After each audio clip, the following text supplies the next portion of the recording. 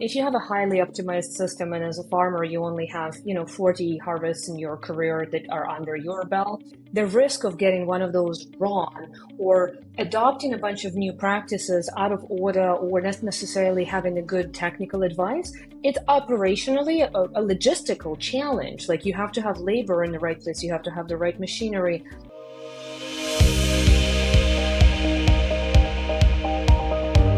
Hey, welcome back to the show. And today I am so excited to have with us Anastasia. Will you please tell us who you are and what do you do?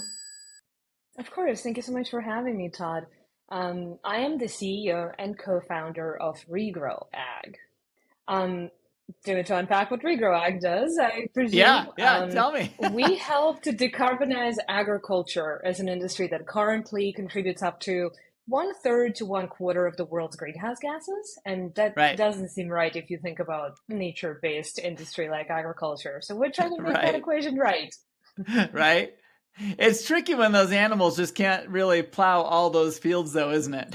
Well, they really shouldn't. We know better ways of growing the food.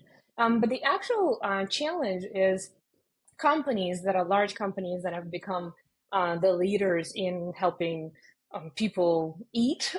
They Right, now have the responsibility to figure out where is it that agriculture is falling short of that nature positive impact and right, try to right. address it, because we as consumers, we really hold brands accountable to a greater extent that we hold governments accountable for Sure, climate action.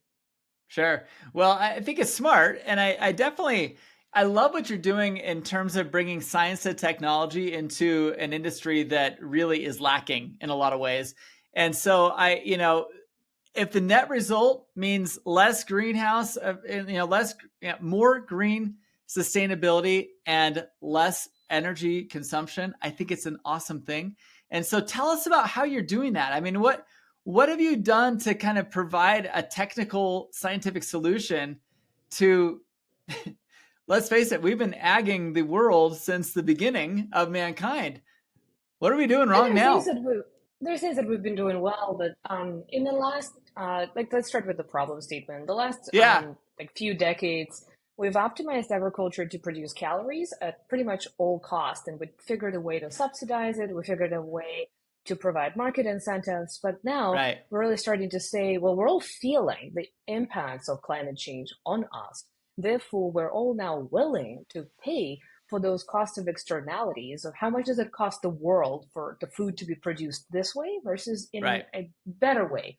In right, in truth, we're going back to more indigenous, more holistic agricultural practices, often referred to as regenerative agriculture, less right, plowing, more diverse crops, less kind of synthetic inputs, more self-sustained systems through diversity of what's grown on them, integration of the animals. Those systems are more complex. So definitely right, we took the right detour that we wanted to right. feed the world. Now we want to feed the world and not wreck the planet.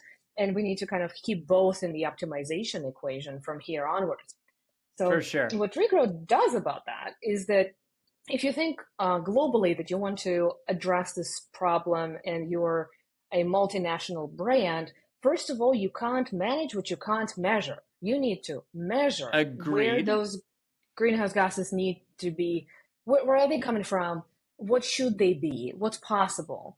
And you need Right, scientific advice, but also you need the scale of technology to address it, because we are right, farming 5 million hectares, 12 million acres of land globally, and any given company can source from a few million hectares if they're a tiny company to a few billion hectares in aggregate that they're touching through their supply chain, etc. sure, sure, So for us, being able to give them visibility into their on-farm emissions, um, for them to baseline them, and right, for us to give them the visibility into what can be done to reduce them, what's actionable, what's scientifically proven, what will farmers adopt, how can you invest right. in this now?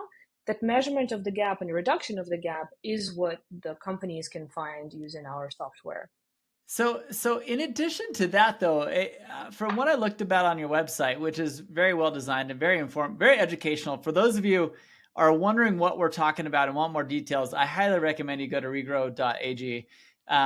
It is a beautifully put together site, very clear, and very, very informative. Actually, I really like it.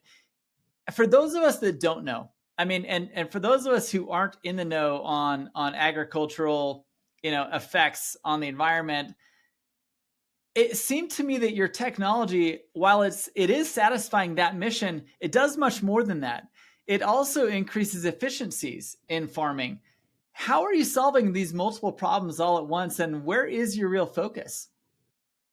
Really, the focus is on the North Star of resilience for the entire value chain. So, farm to plate or to a closet rack, Right. whether it's food or fiber that you're growing. And that resilience is the North Star we're aligning everyone to. It just so happens, really, in an advantageous way, that if you transition to some of the regenerative agriculture practices, you Yeah. become more self-sustainable, and that Yeah. allows you to cut some of the budgets on synthetic inputs. So instead of getting the fertilizer synthetically, you are now getting more nutrients in the soil because you're farming Right. it differently. The Right. transition into You're that not system killing is everything all the risky. time. Well, the transition Right. to that system is risky, and so I don't think anyone wants to kill anything, but we want to Right. operate within the system constraints. So if your crop insurance only promotes certain set of practices, we need to evolve that crop insurance so it actually helps you focus on regenerative, become more Right. resilient. That doesn't mean cutting the incentives, it means aligning the incentives with better for soil health practices. Right. Now, I've actually been involved in it with another company that is very involved in solving a similar problem to you, and that is definitely stop. After a crop is cut, stop killing everything and starting from scratch. You're eliminating all the minerals in the soils, and it sounds like what you're doing is you're promoting an action where the different types of crops are then leaving their excess for the next round. Is that kind of what we're talking about? We're saying regenerative Definitely. farming. Okay. Definitely. That It's makes a like lot the of sense to no-till most of us. practices. Yeah, Right. 100%. Right. No, this makes a lot of sense. Now, what is the big risk? Because if farmers, I mean, it makes sense to me that they want to get the most crop they can out of their land, and if they're cutting and killing instead of letting that regenerative process happen naturally, what do they have to Yeah. lose from this? Is it Yeah. fewer crops per season, or what are we There's weighing here? definitely the risks are that if you have a highly optimized system and as a farmer you only have 40 harvests in your career that are under your belt, Right. normally is how you think about it. The risk of getting one of those wrong or adopting a bunch of new practices out of order or not necessarily having a good technical advice, it's Yeah. operationally a logistical challenge. Like you have to have labor in the right place, you have to have the right machinery, you have to Right. have the advice. You maybe want to see it done by your neighbor first, so it like works in the area. You can go to them for advice. Totally. So Totally. it's having this technological solution that in the science level makes everyone comfortable to make this transaction to for the companies to invest in the future that Right. the farm will make this impact, and for the farmer to be able to get not just the science-based software and the clarity on the contribution to their positive impact, but Yeah. also get that technical assistance so that you are not risking the yield Right. ultimately. Like you don't want the Exactly. yield to dip. Right. Right. That's torture for a farmer. So how do you It's maintain very the stressful. yield? Yeah. How do you maintain the yield while trying to adopt, and we shouldn't even say new practices, adopting practices that were here prior to World War II? I mean, is that really what we're trying to do 100%. here? It's exactly it. It's Okay. exactly it. Yeah. And so I think in how you're trying to do it, we deploy a lot of agronomic decision support, trying to work out where is the safe place. Is there enough like soil moisture to support Right. this extra crop rotation or cover crop? Or is this in a good place for from a weather perspective that if the cover crop is planted early enough, it's going to have enough benefit before they Right. need to plant the main crop in spring. So we're trying to Right. do this thinking for them. So by the time they're ready to even contemplate this decision, we have some directional guidance.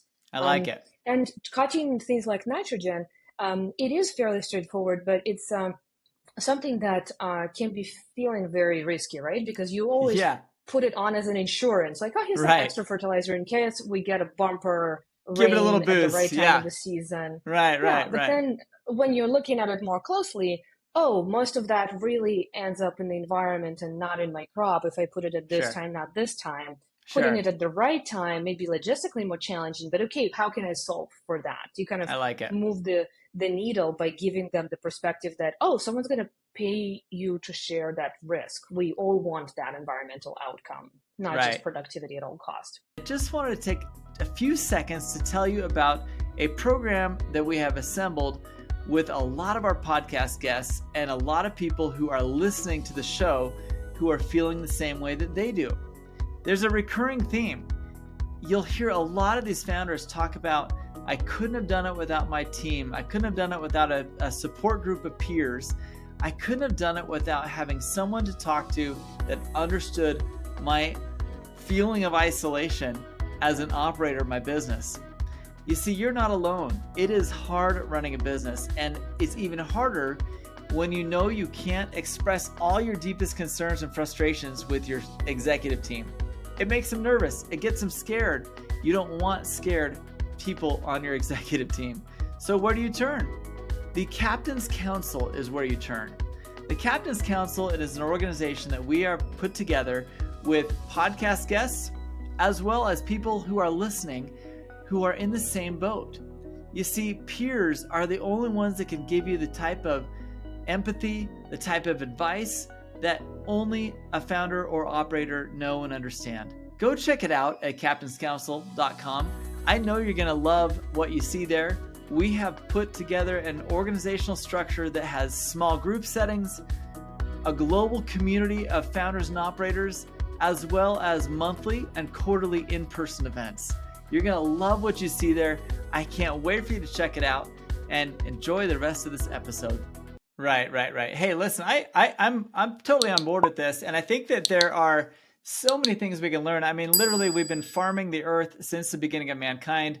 And it's only been in the last 100 years, less than that, 80 years, that we've adopted some of these practices that have kind of hyper manipulated the soils, and we're actually seeing probably less yield now than we would have been 100 years ago if we kept and maintained the same practices. Am I kind of on the same page? Hard to say, Todd. Hard to say, because we've driven productivity through the roof. We really optimized it, and I don't think we would have had additional 2 billion people are being fed on this planet because of that process. So we've become very efficient, and the farms are extremely efficient. But now we're just saying, hey, we do need to incorporate a little bit of more of that risk back into the system so that it's better for nature and more holistic. How can we do that? How do we redistribute the incentives to make that happen? Okay. I love it. I love what you're doing, and I am clearly not a farmer, but I will tell you that I appreciate what you're doing. I am a lover of nature, and I'm a golfer, and these little things, believe it or not, I get pretty nerdy about my golf grass and that kind of stuff. And so I think about these things, even though I'm not a farmer. And so, Anastasia, as we talk about who you serve and why you're doing it, that seems very clear at this point. Talk to us about your business, though, because you have had a really cool journey over the last 7 or 8 years in developing through acquisition some of your growth, but also just through your movement. I mean, this is a really powerful thing you're doing. How has that growth journey started, and how did you jump off on your own, and what made you think acquisition is the way we want to do it? Yeah, having started the company with the initial idea of this agronomic decision support towards managing this excess fertilizer application on farm for the benefit financially of the farmer, clearly evolved through 2 acquisitions, one of a farm management system and the team that was supporting it in Australia and New Zealand. Cool. It's still being widely used. It's a compliance system in New Zealand where the environmental standards are much higher and tighter. So the farmers are a lot more clearly aware of the impact. So maintaining that system and giving them that decision support was really rewarding. And it was a foray into the use case of sustainability before the rest of the world has figured out they wanted to pay for it. So this was, 2018, 19 back then. Of course, you can say environmental markets have been in the works for 2 decades. But really, this is where governments were working with farmers, and that was cutting edge where we saw it. So fast forward to 2021, we met with my current co-founder and merged our two companies, Dagan and Fluoresat, into Regrow. And the story there is that, as I mentioned, I started with an agronomic decision support use case on farm. And they Right. started with like a large scale monitoring of sustainability practices that they could see in the landscape. And we said, hey, these two are a perfect marriage because you want to be Right. optimizing for profitability and environmental outcome. We Right. have the best in class science that we were able to license and partner with or create internally. Let's put these two things together and enable Love not it. just parts of the supply chain upstream or downstream, but the entire supply chain, all the Right. way from the farmer to the input provider, the aggregator, the food manufacturer, that There's a brand lot that of puts it on steps the there. grocery shelf. Yeah. A lot. Yeah. We've become very efficient at this, and that means it's very specialized. I don't think a lot of people think about that. I think they just think I'm going to go to the farmer's market this weekend and grab some produce. But the reality is that there is a very, very complex organizational structure there between farm, even seed and fertilizers, if there's some healthy solutions out there. I'm not going to jump into there. But from all the Definitely. way from that point all the way to the store shelves, you've got a lot of people in the mix there with a lot of influence and a lot of, there's a lot of layers of money getting lost there as well. What are you doing to drive efficiencies there? Because I think that's what a lot of people think about is, well, how do we drive down costs? How do we bring more profitability to the farmers? Are you We're designing doing for two that? critical things. Yeah. We're doing two critical things. One, we're bringing them all on the same page. Yeah. So the farmer is not using different science, different data to three other people that will actually end up paying for it. No, Yeah. those three other people that are decision makers in these large companies, they can really collaborate and go to be on the same page and go with this straightforward incentive to the farmer. So Right. that has never happened before. So we Right. provide unprecedented visibility to brands in aggregate what emissions look like, and then Right. they're incentivized to provide the opportunity for farmers to contribute to reduce them. So Right. having the same source of truth for what the science is saying is happening now and what Sure. could be beneficial is bringing them on the same page. A lot more efficient than running in circles and relying on different numbers. And the other thing we're doing is giving them more tailored tools. So each of them are more efficient. So they all sit on the same platform of data. But the brands, when they're planning the projects, when they're baselining and reporting their emissions, they're looking at a different software interface to a farmer. And in between, we have this very important amalgamation step where we don't just directly show farmer information to the corporate and vice versa. We amalgamated, de-identified, aggregated so that everyone's still looking at the same thing, but isn't stepping on each other's toes, because that trust is really important. That we're all working on what matters in our way, and we're all protected by the fact that we're not directly exposed. This is a really big deal. I'm really impressed with what you're doing. I mean, how are you getting buy-in on this? How has the growth been? I mean, you told me earlier you've got a fairly large organization at this point. Monetization strategy. I mean, how does it work? Where are you making money on this deal? Yeah, so we've grown fairly considerably. We've tripled, I think, since this time last year in terms of the number of people in the organization. And we're continuing to see the top line growth in terms of bookings and revenues. The way that we monetize is on their acre basis of annual subscriptions, so that companies buy acres worth of visibility into the system, worth of decision making, and that's how we bring everyone on the same page. That's smart. That's a fun, unique model. That's kind of cool. It scales for everyone because that's what they tie their procurement volumes to. And for clarity, farmer gets paid. Farmer does not pay. They get paid to transition to the better practices, but the companies are financing it. Yeah. Interesting. Well, that's kind of a no-brainer. Well, it's all about sharing the risk with them so we can unblock the adoption of these better for the world practices and really show that agriculture not only can decarbonize itself, but also help the world decarbonize and get on that 1.5 degree Celsius trajectory. Right. Well, I got to say that there's a lot of people that are right along with you in terms of the carbon footprint and all that kind of stuff. I mean, obviously, there's a lot of work to do outside of America. I think that America is definitely on a positive trend towards being more efficient that way. But I think you're bringing real value in just bringing the science to the farmers and helping them understand that these efficiencies, the regenerative process that has been around forever, has been forgotten. And how do we better utilize the earth, and how do we better take care of this thing that keeps giving us our food, right? And most of them want the same. They want to pass their land to future generations. And the most For important thing is sure. not only to come with better advice, because they largely know how to farm, but the intelligence that de-risks those choices, and the financing that de-risks the Yeah. implementation of those decisions. So it's the full package that matters. And it's really amazing to see just um, the visibility that the space is starting to gain. And we're Right. so fortunate to, either be in the like the Times 100 most influential companies on the Sure. leaders Sure. list, as well as getting just so much interest from talent coming into the climate tech. And I think that's where Right. we'll see biggest differences, where we don't make it an isolated industry. We're really like everyone's Right. job will be in sustainability by 2030. We will all need to figure out how do we make the systems, Sure. especially like supply chains, more resilient, and that'll be part of For our sure. job descriptions. I like it.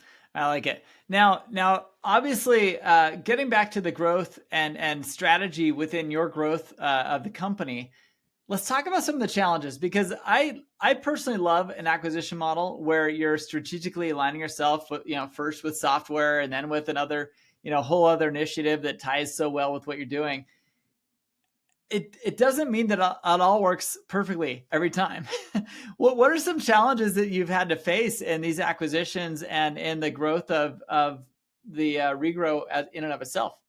Yeah, it's a great question. I would say we learned from the first acquisition what to do differently in the second acquisition for sure. And Good. the advice I would share is that I think that alignment culturally between the Yeah. organizations, like it's either Yeah. truly there or it's truly not there, and you can't fake it. Like Right. you really need to know what people Right. are coming to work for, and that will determine whether they stay with then the renewed company, the new company that they will join. That was really, really clear to us, as well as Yeah. if you are trying to put the puzzle pieces together, you really need to see those outlines clearly and really imagine that you would Right. wake up tomorrow and all these people will be a part of your organization and all these products would be Right. part of your platform. Like, does that fit? Or do you have like really awkward places where you need to explain Totally. to this team why they're stopping to do X and starting to do Y? Or here is this forgotten cousin that we're gonna not Totally. leverage as much. Like it can The be for a redheaded period of stepchild. time. Exactly, Right. it's a stepchild. In some way, you definitely want to build it as a roadmap, but from the outset, you should be quite honest with yourself how it fits and whether it will stick and be with you through the long term. And if that's what Sure. you want, great. Like if you are eyes wide open going into it, saying, "I'm acquiring IP. Here are the most important people that I want to Right. retain." The Right. rest is really not going to make or break the company after Right. the transaction. Like Yeah. whichever way it is, do you want to retain high percentage or a different smaller percentage? You just need to be very clear about that and see it as if it already happened, and then process Right. what conversations you would need to have with your Very smart. stakeholders, with your board, with your employees, with your customers. And theirs. Exactly. Yeah. So as you're doing that, as that process kind of unfolds, I really like what you talked about in being clear on mission, vision, values, and just kind of aligning, make sure that they do align with you, because you're right. It can't be faked.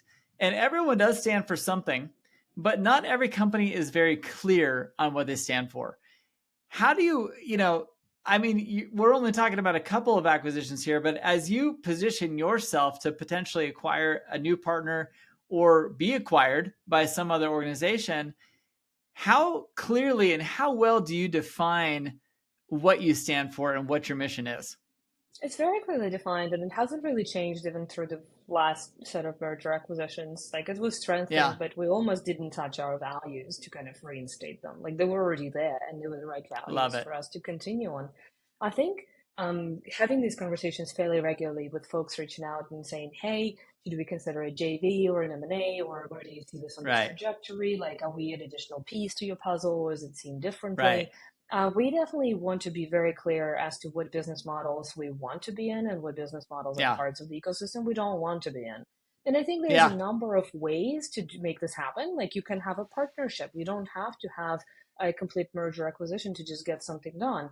And Right. maybe that's sufficient for that company to go and secure funding. They don't need to necessarily be acquired. But you have to be thoughtful about it. That like if we have a global business model with global partnerships, we can't have like a missed step where we make an Yeah. acquisition Yeah. that lands on the toes of one of our largest partnerships for elsewhere in the world, and then that Sure. needs to be discussed ideally up front. It can be managed, but you really need to see how it all fits together. So we're very clear about that up front and like whether and how we see that fit.